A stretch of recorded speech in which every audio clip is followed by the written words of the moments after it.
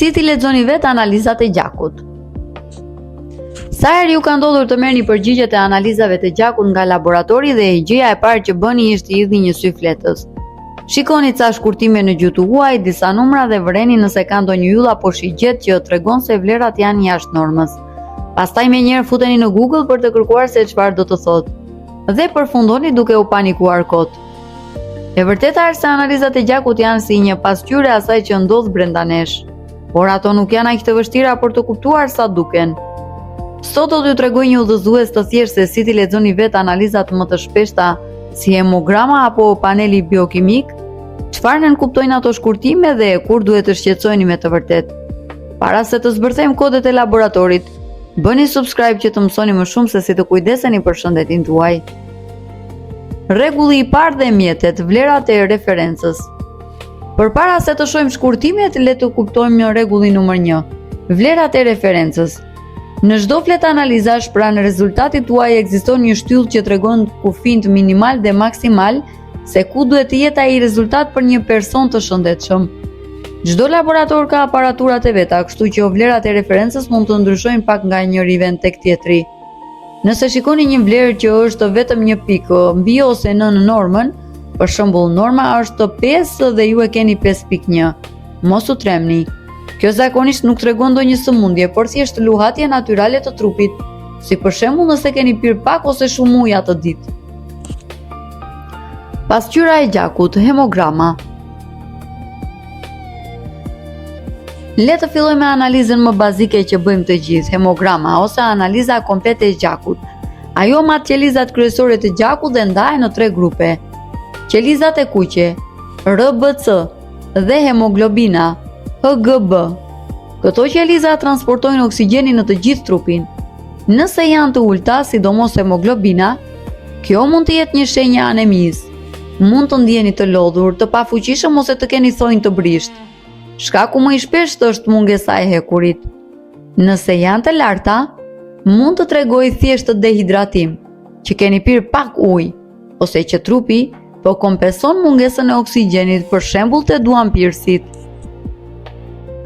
Qelizat e bardha, që shkruhen WBC, ushtria e trupit. Këto qeliza luftojnë infeksionet. Nëse ju kanë dalë të larta, treguesi më i shpeshtë është se trupi juaj po lufton një infeksion, bakterial ose viral, ose ka një inflamacion diku në trup. Nëse janë të ulta, mund të tregojnë një sistem imunitar të rënë, një infeksion viral të sapo kaluar që ka konsumuar qelizat, ose mungesë të disa vitaminave. Trombocitet, që shkruhen PLT, sektori i ndihmës së shpejtë. Këto janë qelizat që bëjnë piksjen e gjakut kur ne vritemi që të mos kemi gjakderdhje. Nëse janë të ulta, tregojnë që gjaku mpikset më vështirë, gjë që mund të shkaktojnë nxirrje të lëkurës më lehtë apo gjakderdhje nga brenda. Nëse janë të larta, rritet rreziku për formimin e trombeve, mpiksje të padëshiruara të gjakut. Energjia dhe filtrat, biokimia. Tani le të kalojmë tek paneli biokimik, i cili tregon se si po funksionojnë organet tona kryesore.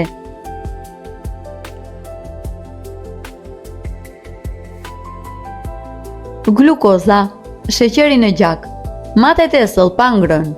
Nëse është vazhdimisht mbi normën e referencës, është një sinjal alarmi për diabet ose paradiabet.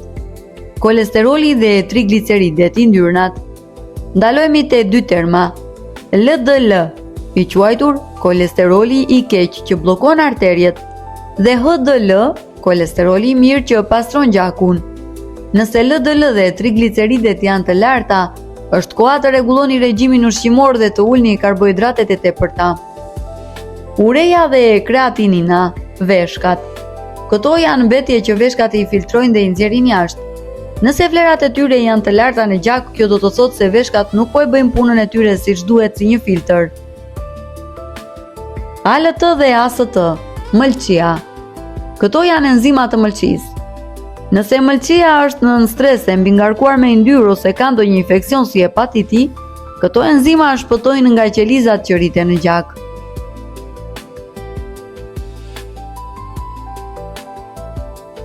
Të mësosh të lexosh analizat e tua është një mënyrë e shkëlqyer për të njohur trupin tënd. Por mbani mend një rregull të artë të mjekësisë. Mjeku nuk trajton thjesht një letër me numra. Mjeku trajton pacientin. Një vlerë jashtë normës pa asnjë simptom mund të mos thotë asgjë. Ashtu siç analizat plotësisht normale ndonjëherë kërkojnë ekzaminime më të thella, nëse ju nuk ndjeni mirë. Prandaj përdoreni këtë informacion për të qenë të informuar, por gjithmonë dërgojeni analizat tuaja tek mjeku i familjes apo specialisti për një diagnozë përfundimtare. Po juja i keni bërë analizat së fundmi? Cili shkurtim ju ngatëron më shumë? Na tregoni në komente. Nëse ju pëlqeu ky udhëzues, bëni një like, shpërndajeni me miqtë tuaj dhe shihemi në videon e radhës.